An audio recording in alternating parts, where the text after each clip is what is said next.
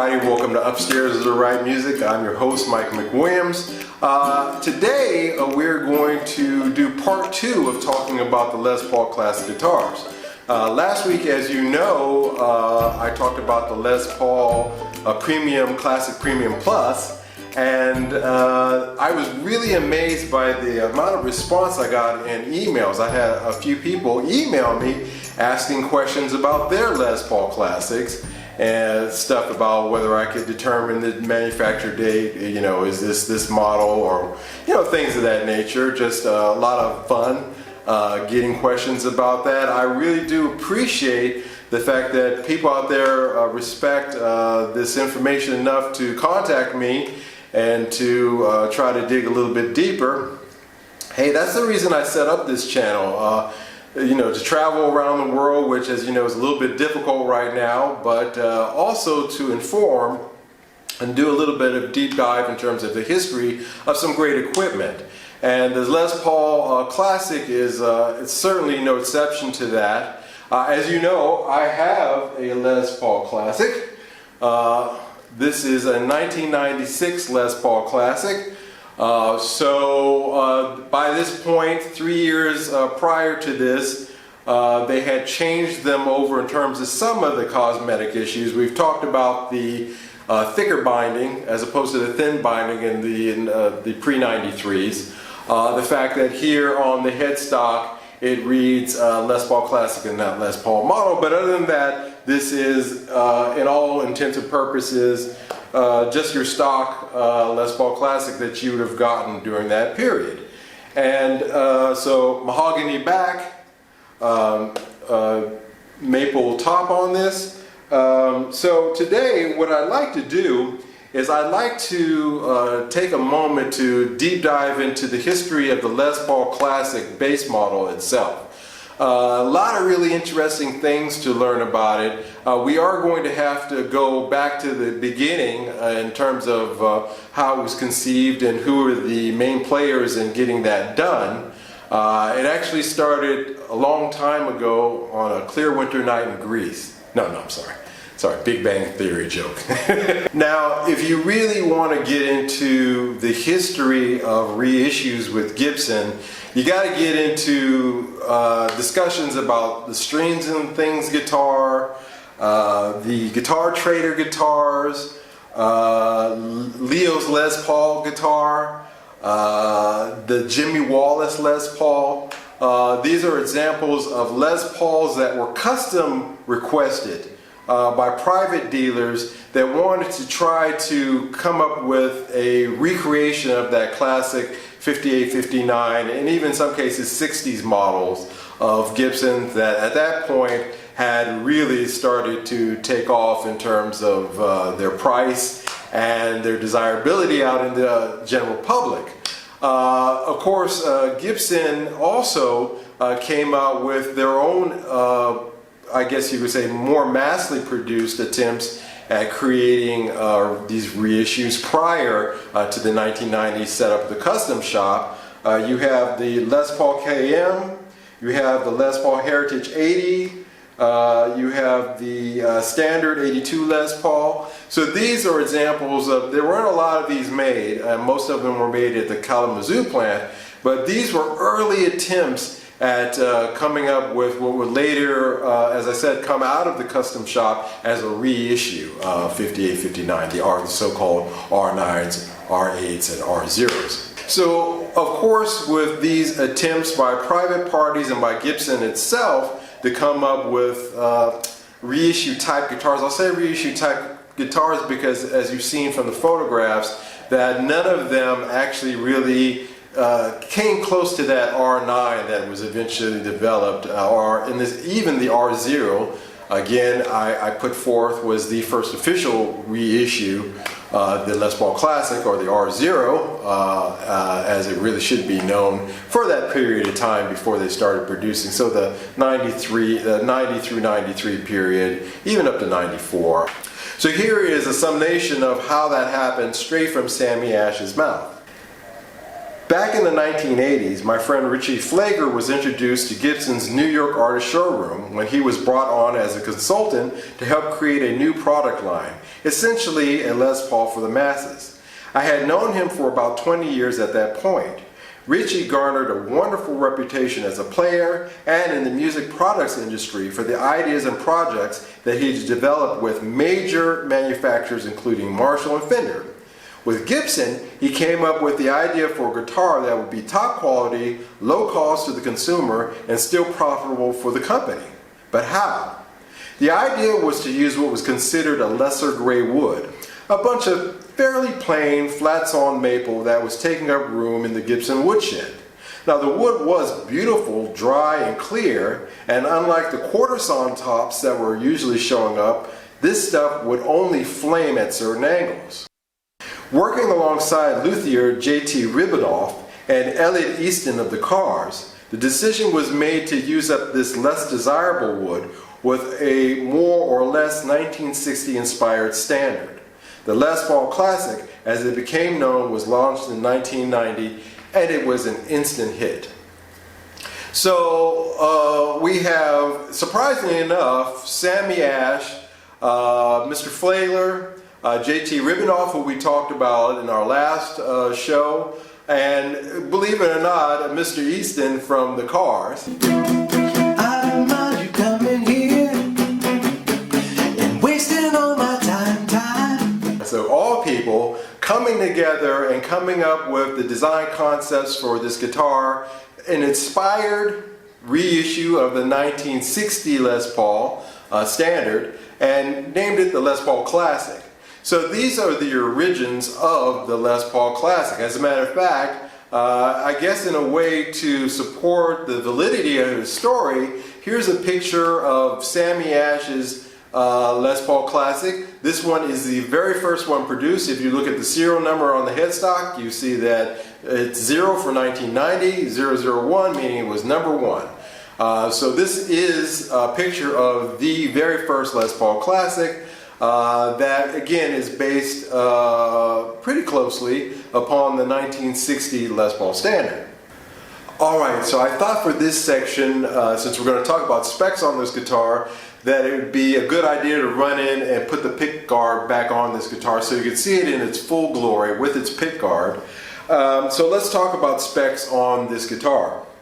In the pickup department, we have a 496T ceramic pickup, and in the bridge we have the 500T ceramic pickup. These are very hot sounding pickups. I have played a couple of models with the original 496 and 500 configuration, and for me it's a little bit on the hot side. Imagine, you know, having two super distortions. We're pretty close in your neck and your bridge position. You get an idea, if you know how that sounds, of what I'm talking about. So for the beginning of the run from 1990 until the early 2000s, I can guess probably around, from what I can dig up, around 2001, Gibson started switching out these pickup, this 496 and 500T configuration, and putting in their brand new Classic 57s. A superior sounding pickup, and one that's more appropriate for this guitar in my opinion as well.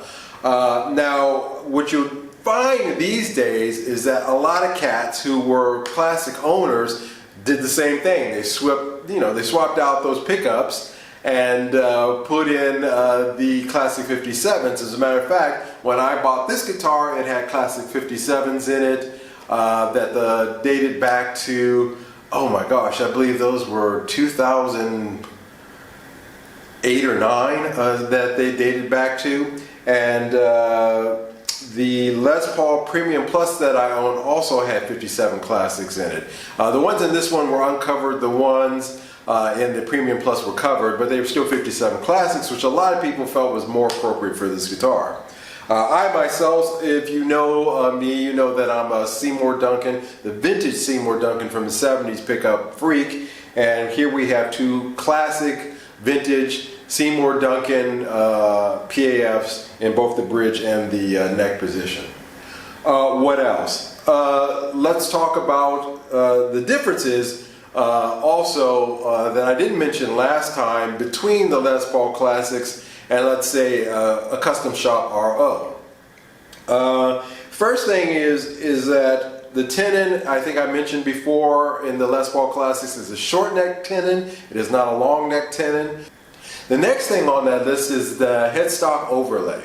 On the custom shop models that you'll find, you're going to get a Hollywood overlay on the headstock. On the Les Paul Classic, there is no Hollywood overlay that you would find in the custom shop models. But other than that, this is really, you know, for all intents and purposes, you know, a custom shop guitar. You have the true ABR bridge, which is where you've got the bridge going directly into the top of the guitar. You don't have those lug nuts, and you know, even today when you look at the standards, they don't have this kind of true ABR bridge. You got to get a custom shop model to get that. You have the thumb bleeders on the knobs here, witch hat knobs, tulip tuning machines. Yeah, so you really have an awesome guitar here. If you know, you got to get them. I stress that 90 to 96 period, because in 97 they did a kind of disastrous thing that turned a lot of people off. You can see these inlays here, the pearl inlays. They started putting these greenish colored inlays into it that a lot of people call puke green inlays. That really turned a lot of cats off from these guitars because they didn't like the way they looked. It was an attempt by Gibson to further do a kind of retro aging thing, and it just was a disastrous thing in my opinion. Not all of them got those snot green, they call them as well, inlays, but you really want to go for something before 97. So 96, 90 to 96, no sweat, no problem, you won't find those. The thing that I like about this particular Les Paul Classic is the neck on it. Now, as you know, it was the slim neck profile that was one of the selling features of this guitar. However, in the case of this one, this neck on this particular guitar is a lot thicker, noticeably thicker than on my Les Paul Premium Plus. The only thing that I can think is that, you know, these were handmade. So you got a guy there and he's tooling the neck, you know, in the machine, sanding it down. And I guess on that day he just decided to make it a, you know, a little, or he had to get to his lunch break and he said, oh, that's close enough. Because this neck is actually somewhere between a 59 neck and a 60s profile neck, a slim taper profile. It's somewhere in between, and it's just my favorite neck on a Les Paul that I own. I really love this neck on it. It's not thin. One of the things that actually privately between you and me, just between us, that kind of turns me off on my Les Paul Premium Plus is that the neck is actually too thin for me. I do like a 59 profile neck, and this one actually is actually better than that. It's somewhere, like I said, between a 59 and a 60. I don't know if all of the 96s were like this in terms of neck profile. I haven't played any other 96 other than this one, but it sure is comfortable. That's it. As you can see, the new, these came with, it's at 1960 on the pick guard. This obviously has been a replacement pick guard. The truss rod cover has obviously been replaced for a blank one, so it doesn't say classic on it. And this is just a pure rock and roll machine here, man. This is my favorite Les Paul. As you know, I've owned a few. I own a few. But this is the one that I keep picking up when it comes time to just record or just practice. And I really do love it.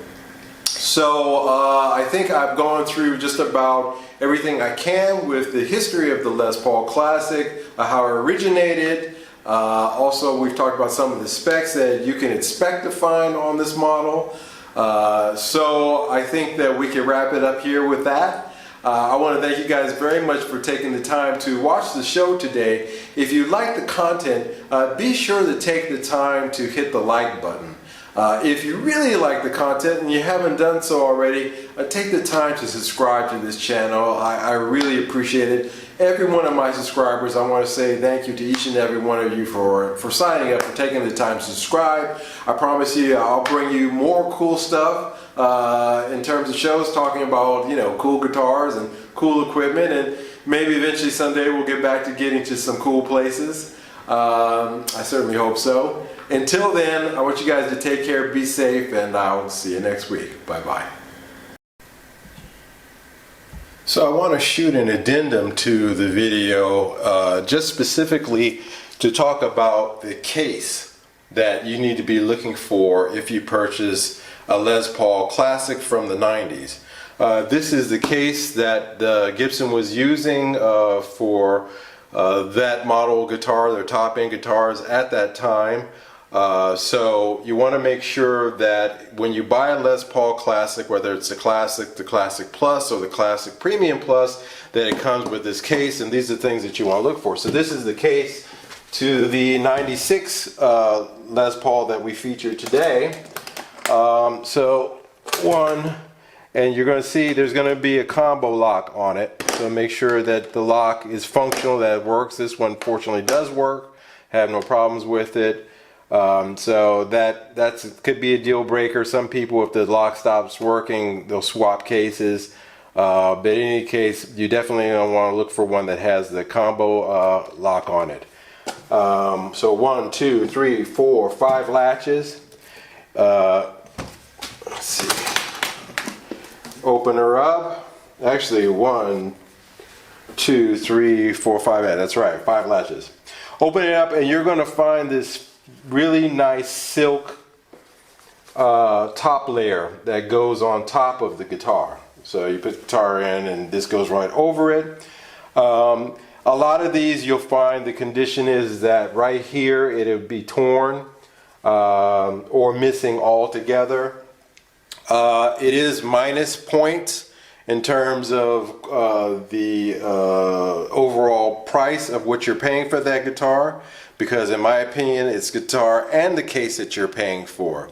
If you're paying $1,500 and it's not, which is the going price for a Les Paul Classic from the 90s, then you know you want to make sure that you're also getting the case and that the case is complete. The shroud that comes with it, you want to make sure that there's no tears in it here where it attaches to the case. As you can see, this one is fine, in excellent condition. Inside of the case, pretty standard. Storage there.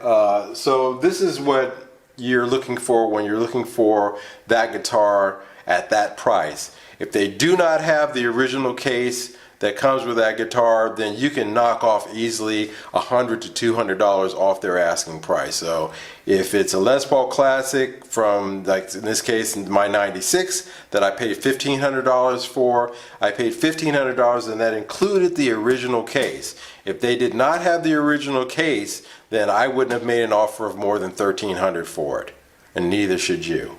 So you want to make sure that you've got that. It adds to the resale value. It really is important that it has its original case, and it's kind of cool. You know, so just a little tip there, some pointers there, what to look out for when you are purchasing a Les Paul Premium Plus or the Classic, just a standard Classic from that era. Make sure that you got this style Gibson case.